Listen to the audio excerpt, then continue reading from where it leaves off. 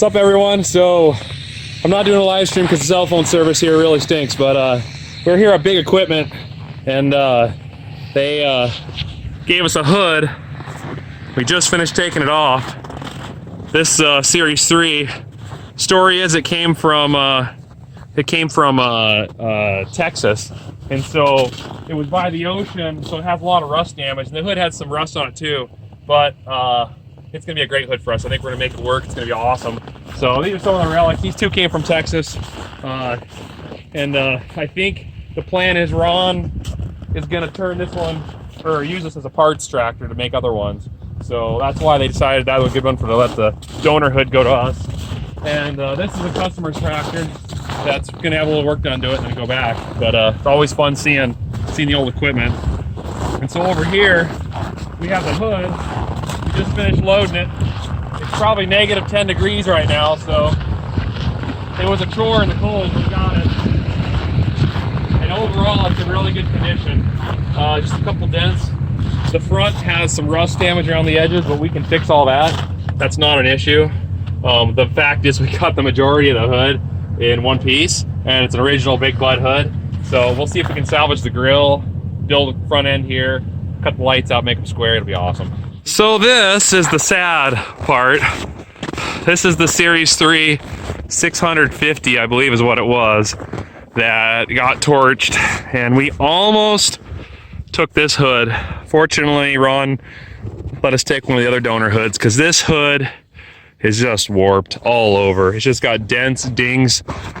You can see the side of it right here is warped out. It's collapsed. Yeah, the top's all caved in. The side of here would have been fine. This is all pretty heavy iron, but it's just seen better days. And the engine got destroyed. I see they have the oil pan off. This was probably getting work done when it was in there. Look at how hot it got. Unless, oh, you know what? The oil pan was probably magnesium or aluminum. That's probably why it melted off like that. Look just at like how hot it got and warped that. Oh, wow.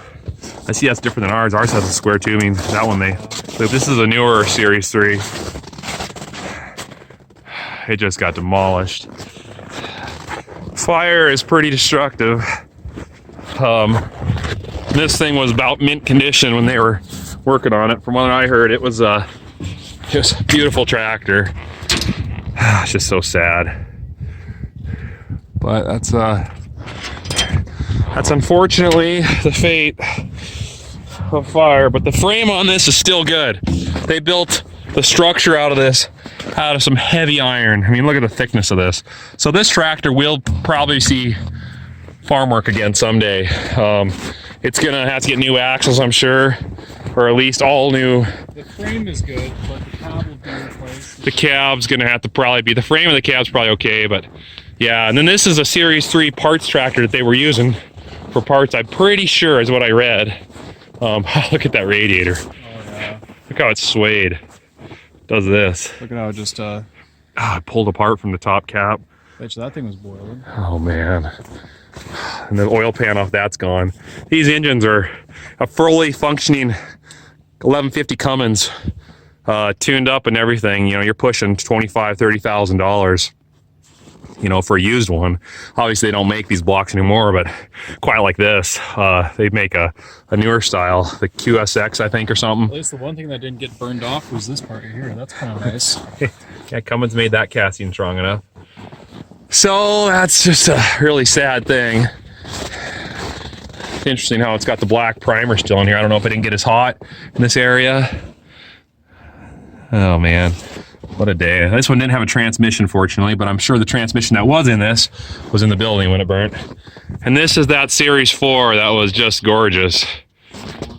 This, oh, it did warp the tank a little bit, didn't it? It's got a aluminum fastening here. I don't know if they can bend that. Yeah, that is thinner. Yeah, that's aluminum. Those cylinders are destroyed. This is the first time really walking around a Series 4 very much. I've never really been around these tractors. You know, they're very similar, but they did redo all the hinge system here. It's all different. And it's got a twin disc in it as well, it looks like. I like the ladder on these, how they V'd the side of the fenders like that, the fuel tank and the rear fenders. Looks almost like a versatile ladder, to be honest.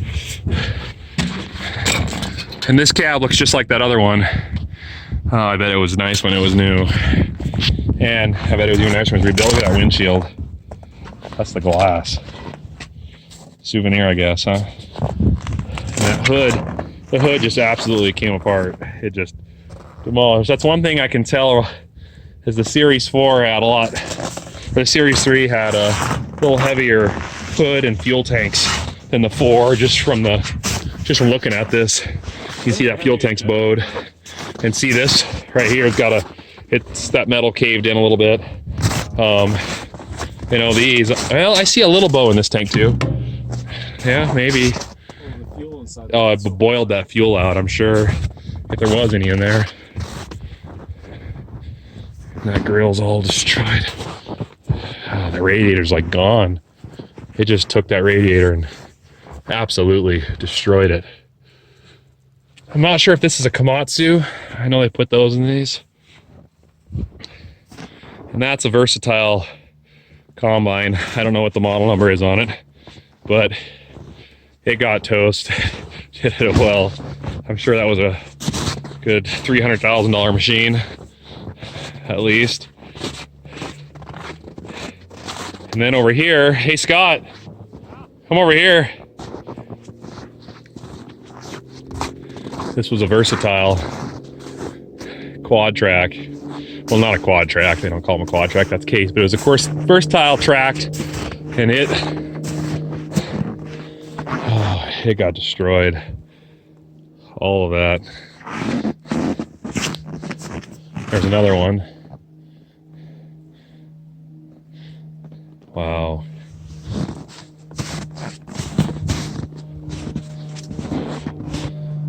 What a shame.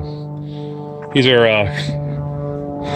to get a 600 horsepower version of this is $600,000 of that tractor. And it's